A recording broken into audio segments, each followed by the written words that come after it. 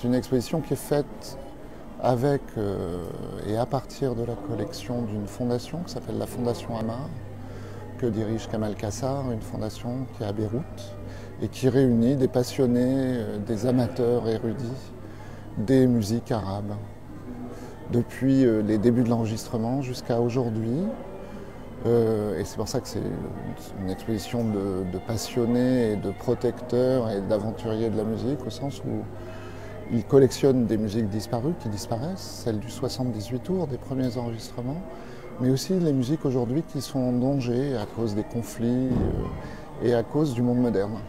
La manière dont je travaille, effectivement, je suis artiste.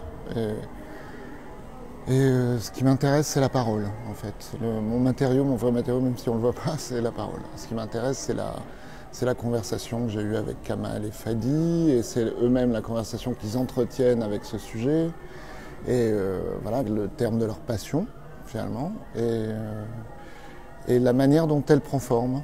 Alors, elle prend forme sous la forme d'une archive, voilà, l'archive de tous les objets de l'enregistrement du son, de cette première histoire de cette musique enregistrée. Et elle prend forme aussi sous la forme d'installation tournée par Fadi. C'est comme un très grand dépaysement. Le fait de rentrer vraiment dans cet ailleurs directement par la musique et par les musiques. Et pour pouvoir les écouter une à une aussi, parce que c'est à la fois extrêmement riche, très sensuel, on a choisi de développer une application pour l'exposition. Il faut venir avec son casque d'ailleurs, ça vaut le coup, mais aussi à distance, qui est comme une radio.